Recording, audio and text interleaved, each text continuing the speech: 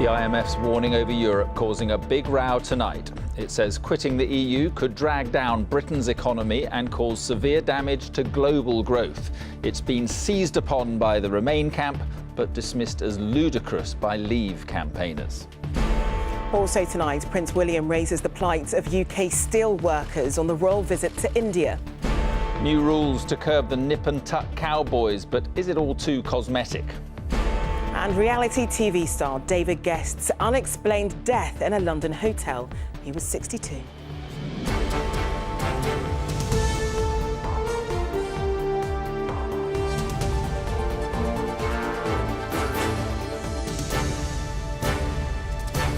This is the ITV Evening News with Mark Austin and Charlene White. Good evening. The International Monetary Fund weighed into the great EU debate today, warning that an exit could badly hurt Britain's economy. It says a vote to leave could also cause severe damage to trade and investment, both regionally and globally. Chancellor George Osborne said the intervention showed the dangers of a so-called Brexit. But Vote Leave campaigners accused the IMF of talking Britain down and said there was no proof it would harm us. Our deputy political editor Chris Shipp has more. There have been warnings aplenty about what would happen if we left the EU. Banks, car manufacturers, businessmen, foreign politicians have all had their say about the effect on the UK economy. Today, we had another. It was the turn of some pretty powerful people at the International Monetary Fund. This is the organisation's chief economist. One manifestation of increased nationalism is the very real possibility that the United Kingdom exits the European Union, damaging a wide range of trade and financial relationships. In the report, it would be fair to say the IMF didn't hold back. In the United Kingdom, it wrote, the planned June referendum on European Union membership has already created uncertainty for investors. A Brexit could do severe regional and global damage by disrupting established trading relationships. 3 months ago, the IMF predicted UK growth for 2016 of 2.2%, but it's been downgraded to 1.9%, in part because of what the IMF calls the referendum uncertainty. It is a ludicrous foreword and is best ignored. Not many people ignore the IMF's chief economist, but that was the advice today of this former chancellor, who said today's forecast for the UK economy is still rather good. Their forecast shows us doing significantly better than the rest of Europe, if you look at their forecast. This is just a foreword by one individual. It's signed Mr. Obstfeld, and it is complete nonsense. The IMF might be gloomy, but it is very clear UK trade would be disrupted outside Europe's single market. But this organisation has got predictions wrong before, and the current Chancellor knew what side he was on. This is the clearest independent warning of the taste of things to come if we leave the EU. I think we're much better off if we stay in the EU. That would make Britain stronger, safer and better off. At which point you might well be asking yourself, who is right? This lot, or the campaigners who want Britain to leave? Yes, and not for the first time we're faced with that question, Chris. So who do we believe on this one? I think, Mark, that is something, as you say, that's characterised this whole campaign. One side says something about whether you're in or out. The other side completely contradicts it. And today, the various Leave groups threw everything they could at the IMF. They said they're scaremongering. They've been hijacked by the architects of the EU. This is the organisation, they said, that failed to predict the 2008 global meltdown. And I think, you know, in some cases, if you look at the IMF, it's been guilty, if anything, of being overly optimistic, not overly cautious. Now, I therefore think that cautious note they sounded today very clearly fitted David Cameron and George Osborne's message a bit like a glove. And actually, when President Obama, who's expected to come to the UK in a few weeks' time, I expect he will make a very similar argument to the one we heard today from the IMF. All right, Chris, thanks very much indeed. Prince William has raised the plight of Britain's steel workers with India's Prime Minister a day after Tata formally put its entire UK operations up for sale. The Duke discussed the issue with Narendra Modi during an informal lunch in New Delhi. Our correspondent Geraint Vincent is travelling with the royal party during their tour of India and sent this report. It is the biggest issue in the UK-India relationship right now. So when the Prince met the Prime Minister in Delhi today, it would have been difficult to avoid. The royal couple had lunch with Narendra Modi. William and the Prime Minister discussed the pressures facing steel manufacturers in the UK and India. They were talking about Tata Steel, the giant Indian steel producer which is losing millions of pounds a week because of a collapse in the global price of its product. The crisis has led to Tata announcing plans to sell its British steel business, putting thousands of British jobs at risk. It is very unusual for members of the royal family to go public on the details of private conversations, especially with political leaders. But that's exactly what's happened today. Officials travelling with the prince have told us that the subject of the steel crisis came up as part of friendly and informal discussions with Mr. Modi. William wants people at home to know that the plight of British steelworkers is on his agenda here. It's doubtful that the discussion produced any solutions.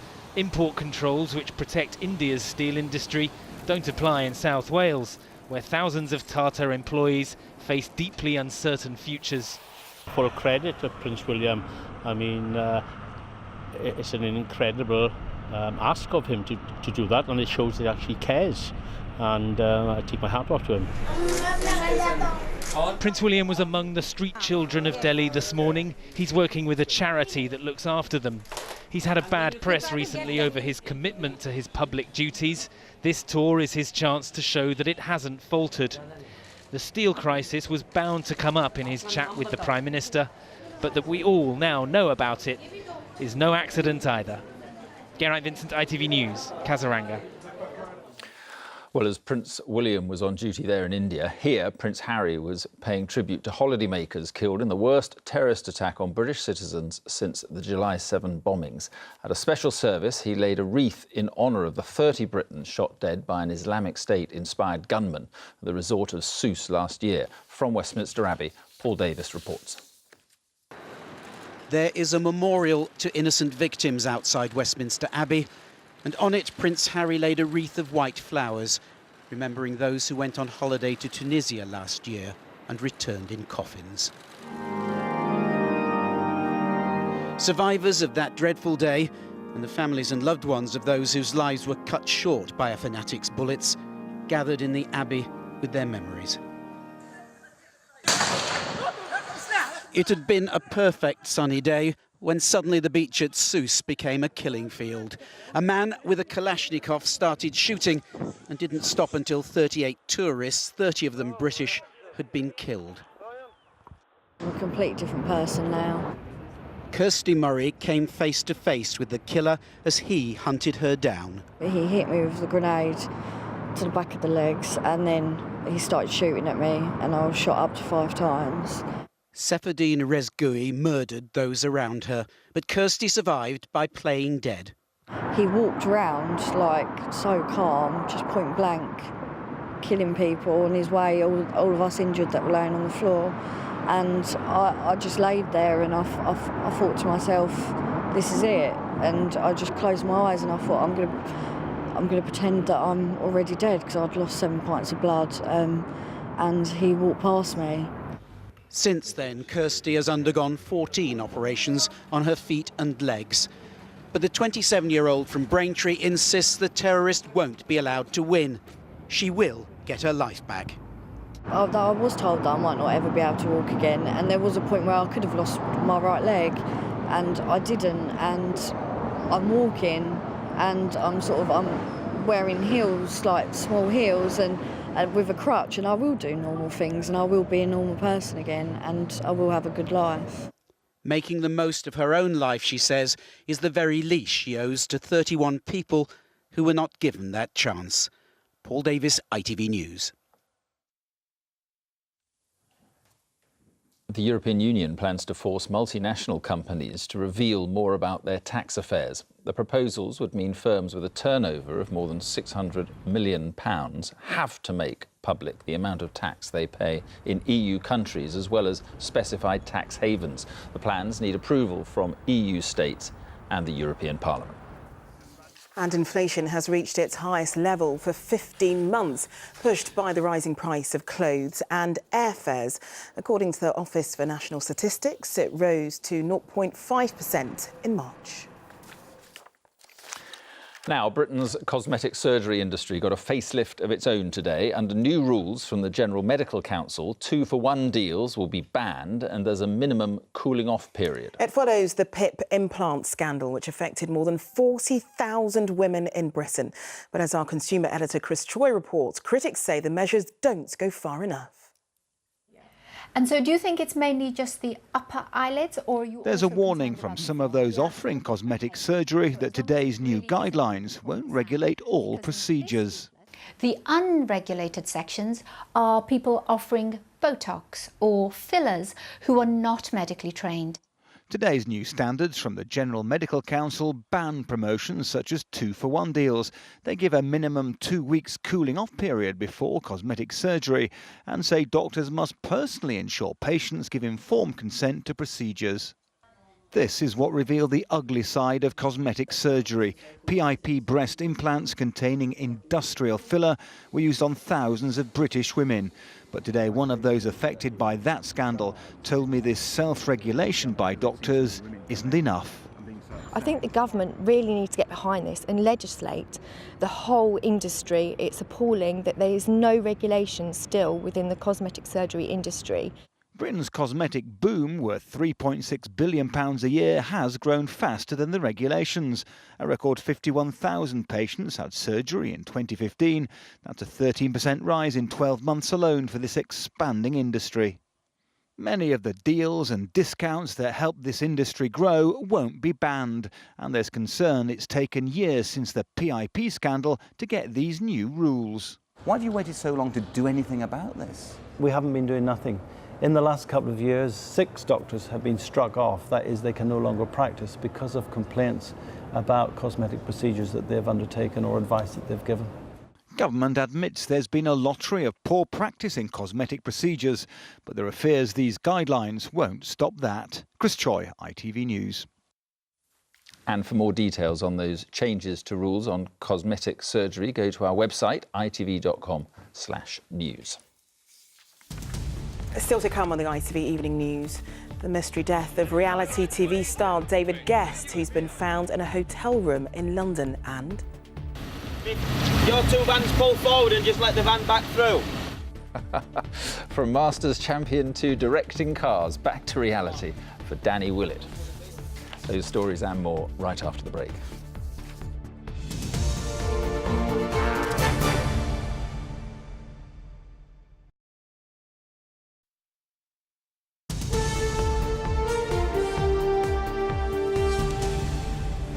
Welcome back. There's mystery tonight surrounding the sudden death of reality TV star and music producer David Guest.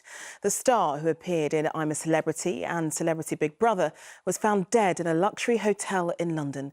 The American, who was once married to Liza Minnelli, had been about to start a music tour in the UK. Duncan Golestani has the latest. Get me out of here. We gotta work, we'll work it out. Okay. He had been in the entertainment business for decades, but it was reality television which brought David Guest fame in his own right. Appearances on I'm a Celebrity and other shows making him well known to millions. Most recently, Guest took part in Celebrity Big Brother. Unfortunately, I'm going to have to leave the Big Brother house. It's something I do not want to do. His time in the show was, however, cut short because of ill health. I had tonsillitis, a fever, my lymph glands were swollen, my blood pressure went up. The 62-year-old was found earlier today at this London hotel. The police are treating his death as unexplained, but it's not thought there were suspicious circumstances. In a statement, his friend Imad Handy said David was truly larger than life. He was not just a huge talent and a dear friend, but a showbiz icon. Before reality TV, David Guest worked in music. A longtime friend of Michael Jackson, he said his own extensive plastic surgery was encouraged by the singer. But it was a short-lived marriage to Liza Minnelli which put Guest in the spotlight. They were together for just a year, divorcing in 2007. I love this country for their support, and David Guest often spoke of his love for the UK and recently said he wanted to be buried near his home in York. Duncan Golestani, ITV News. The family of a promising English cricketer killed during an armed robbery in Trinidad say the world has lost a true gent. 22-year-old Adrian St John was shot in the head as he and his friend drove away from two gunmen who had stolen their mobile phones and money. Boxer Nick Blackwell has spoken publicly for the first time since waking from an induced coma. He was rushed to hospital after fighting Chris Eubank Jr. last month and has called his recovery the toughest time of his life. And England cricketer James Taylor has been forced to retire because of a serious heart condition. The 26-year-old batsman posted this image of himself in hospital and said his world had been turned upside down. The new minister in charge of rolling out the government's controversial benefit changes today made it clear universal credit will still go ahead. In his first speech since replacing Ian Duncan Smith, Stephen Crabb also said he believed in a fair society where it shouldn't matter what street you grew up on. So we sent our social affairs editor Penny Marshall to Mr Crabb's constituency in Pembrokeshire to hear the views of people there. From Council House to Cabinet, this is the street in Wales where the Tories' newest minister grew up. And in a week when the Conservatives stand accused of privilege, Stephen Crabb has been looking back on his humble beginnings and setting out his vision as the man now in charge of welfare. I believe in a society where it shouldn't matter what street you grew up on, shouldn't matter how much your mum or dad earned or where you go to school. The society that I believe in is one where everyone has a decent set of opportunities to lead fruitful lives. But in the house on the street where Stephen Crabb grew up, life is sometimes hard for the current occupants. A lot of people around here know him, and no, I think he's just moved up the line, which is good for him, but forgotten where he's come from.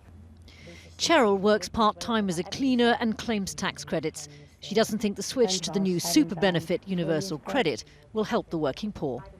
I think it's going to cause a lot of problems for a lot of people, a lot of families, a lot of heartache.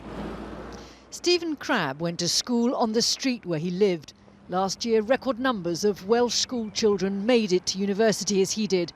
Debbie Lewis was at school with him and supports some reform. I think it's right to be tough, but there's also to be fair as well. I suppose that there are a lot of people out there who have been abusing the system for a long time that could have been out there many years working and helping support everybody else. It was as a paper boy in the local shop that Stephen Crabb started working early. John James remembers him and thinks he's got a hard task ahead. It's not going to be easy to sort out. It's a very difficult problem, isn't it? Because, some people have been out of work for generations and generations of people have just not ever worked. And that becomes a culture, doesn't it? Stephen Crabb says welfare helped his family escape poverty in this small Welsh town when times were hard. He said today, rolling out universal credit will help others do the same. But his critics say it'll hurt them. Penny Marshall, ITV News, Haverfordwest. And finally this evening, some 48 hours after his unexpected success in the US Masters, Danny Willett is back home tonight enjoying a well-earned cup of tea. Earlier, the Yorkshireman got a taste of life as a major champion as he was mobbed by fans and the media at Manchester Airport. But he told ITV News all he wants to do is see his wife, newborn son and, of course, have that cuppa, as Damon Green reports. If he'd come through Terminal 2 of Manchester Airport a week ago, it's possible nobody would have given him a second glance. But since then, Danny Willett has won one of the biggest prizes in sport anywhere in the world. And as he touched down on home soil today, everybody was paying attention. You won't even be able to go down the shops anymore. Things will be different, won't they? I think we'll be all right. We'll not be too bad. Obviously, when you're out on tour, it kind of happens anyway. Like you say, it just changes things a little bit in normal walks of life, I guess, fractionally. Hopefully not too much, so that we can still have some form of more normality in there. Gently. Well done. The 28-year-old from Sheffield shocked the world of golf when he won the Masters, the biggest prize he's ever won in the sport. Some would say the biggest there is. Just the second Englishman ever to pull on the famous green jacket awarded to the champion. But all the time he was thinking of his wife Nicole, watching from home in England with their newborn son Zach. Now that you're back in England, what's the thing you're looking forward to? Just spending time with Nick and little man, and just enjoying what we've just done, watching it over, seeing the reruns, and just enjoying being at home and relaxing and going back to being a dad, I guess. Go change some nappies. Well, this is the kind of treatment Danny Willett can expect everywhere he goes from now on. He's just going to have to get used to it. You can be a sporting superstar, you can sign autographs and have photographers scrambling for your picture. But once you get home, you can still come back to earth with a bump. Your two vans pull forward and just let the van back through. Outside his home near Rotherham, the newly crowned Masters champion having to direct traffic just to get onto his front drive. I'm going to go and put my feet up and have a cup of tea. And if anyone deserves a cup of tea, it's Danny Willett. Damon Green, ITV News, in South Yorkshire. Changing nappies. I bet he's straight down the driving range tomorrow. No, not at all, not at all. That's it for now. Tom Bradby is here at 10. Thanks for joining us. Bye.